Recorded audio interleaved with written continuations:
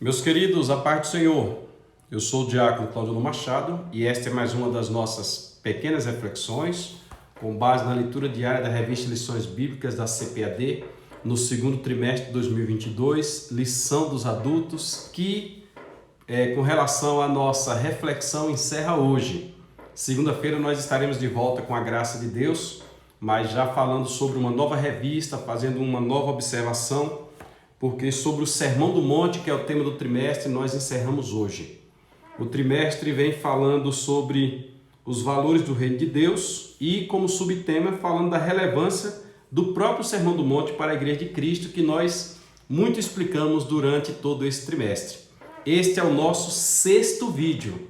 Você tem mais 5 vídeos para trás. Você deve assistir os 5 vídeos desta semana para você entender a temática da lição da semana. Toda semana nós temos 6 vídeos.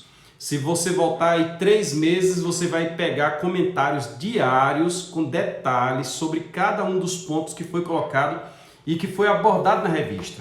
Só para fazer uma retrospectiva, na lição 1, nós estudamos sobre o Sermão do Monte e o caráter do Reino de Deus. Na lição 2, falamos que dentro do Sermão do Monte fala sobre o sal da terra e a luz do mundo.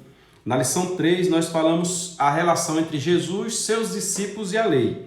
Na relação 4, nós falamos sobre resguardando-se de sentimentos ruins, aquela vontade de fazer o mal, e fizemos uma relação com as obras da carne.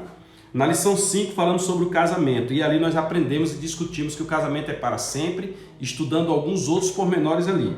Na lição 6, expressando palavras honestas, falar a verdade, ser sincero. Na lição 7, nós estudamos não retribua pelos padrões humanos, olho por olho, dente por dente, agora eu vou lhe pagar. Não. Na lição 8, sendo verdadeiros, aqui falou sobre as ofertas, quando alguém der esmolas. Na lição 9, falamos sobre a oração e o jejum, os detalhes. Inclusive, falamos sobre 3 coisas que devem ser feitas secretamente: oração, esmola e jejum. E quem faz isso abertamente? Mateus capítulo número 6, versículo 2, versículo 5 e versículo 16, se não me falha a memória, dizem que já receberam o seu galardão. Na lição de número 9, 8, 10, nossa segurança vem de Deus, nós confiamos no Senhor e não nas coisas passageiras. Na lição 11, sendo cautelosos nas opiniões. Na lição 12, que foi a semana passada, a bondade de Deus em nos atender, mesmo nós sendo maus, Deus nos atende. E tem um texto forte que diz: se vós sendo maus sabeis dar boas dádivas a vossos filhos, quanto mais o vosso Pai. E na lição 13, que estudaremos amanhã, querendo Deus, a verdadeira identidade do cristão. Dentro da temática da verdadeira identidade do cristão, aproveita aí, se inscreve no canal, viu? Se inscreve, curta, comenta, compartilha, liga as notificações, tudo aquilo que é de praxe, tá bom? Vamos abençoar outros com esta mensagem. E assim você vai ficar sabendo quando surgir um novo vídeo, você já recebe logo, tá? A lição número 10, a lição número 13, ele traz o título A Verdadeira Identidade do Cristão. E a leitura de hoje encontra-se na primeira carta de João, capítulo de número 3, versículo número 2. 1 João, capítulo 3, versículo 2, que fala sobre para ser semelhante ao nosso Senhor. Esse é o título, para ser semelhante ao nosso Senhor. Eu digo para os irmãos que de todo o trimestre, talvez esta seja uma das leituras mais instigantes.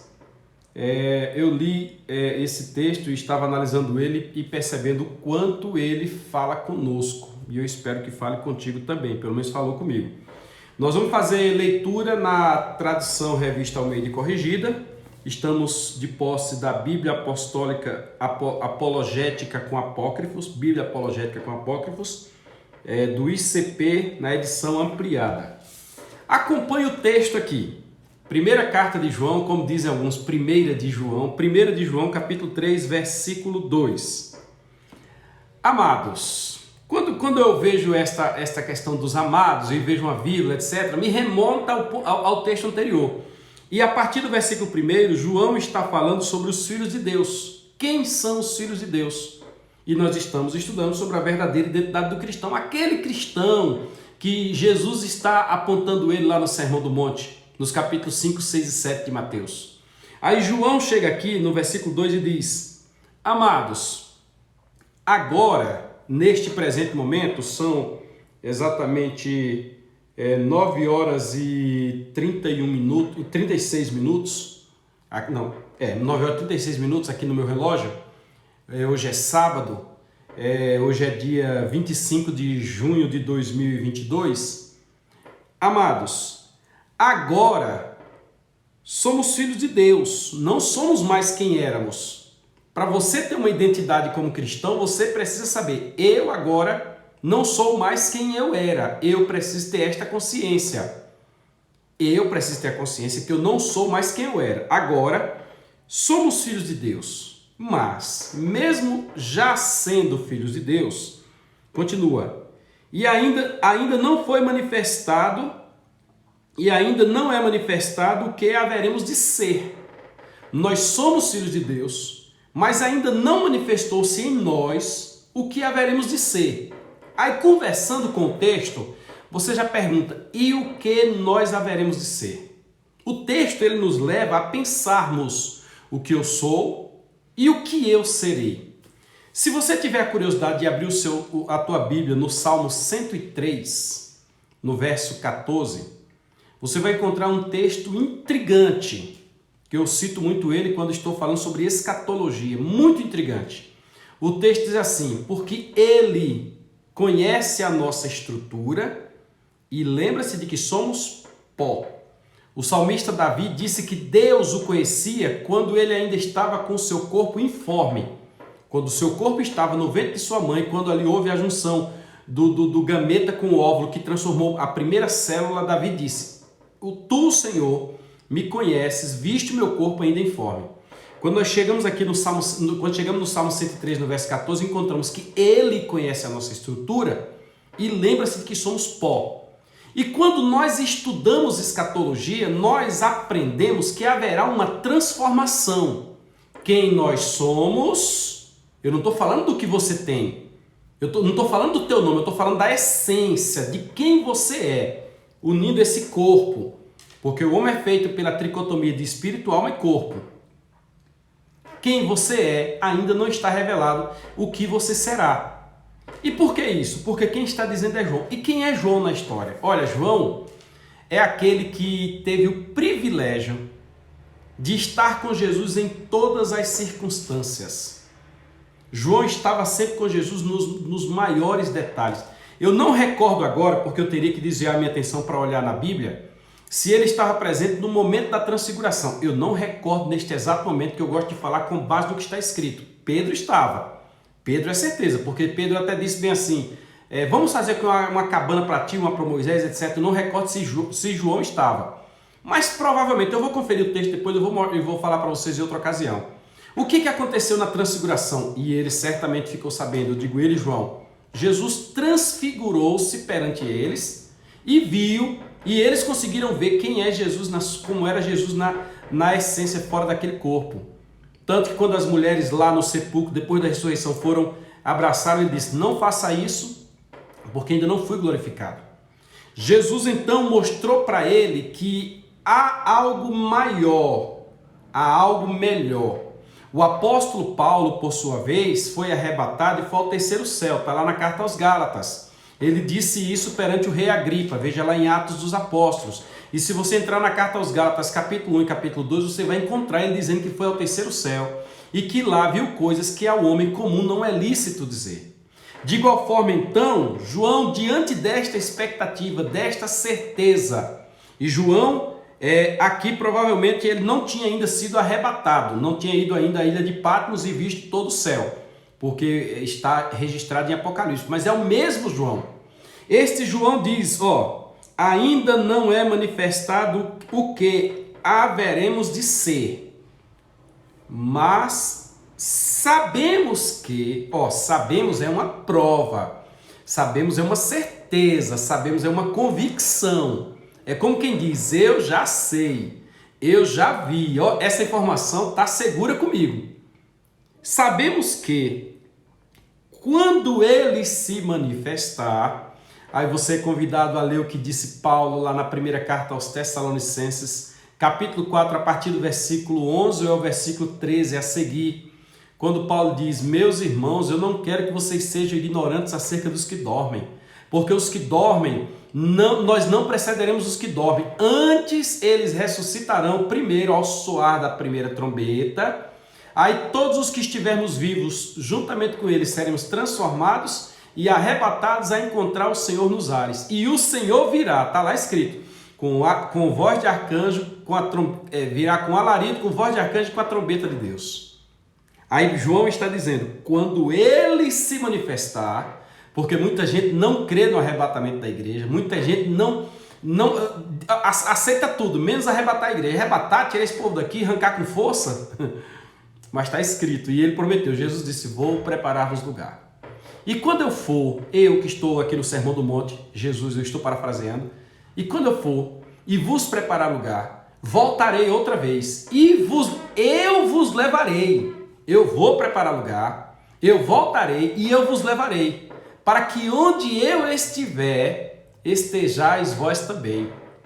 O mesmo João, escrevendo em Apocalipse, ele disse que no momento que ele foi arrebatado, a partir do capítulo 4 de Apocalipse, pois até o capítulo 3 é os dias atuais da igreja. Do capítulo 4 em diante é o período da grande tribulação e uma parte lá fala do céu.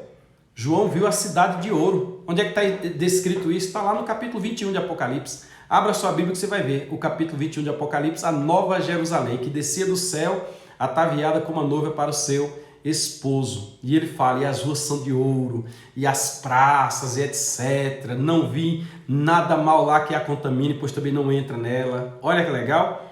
Aí ele diz, quando ele se manifestar, aqui nós temos que pegar cada pedacinho, seremos semelhantes a ele.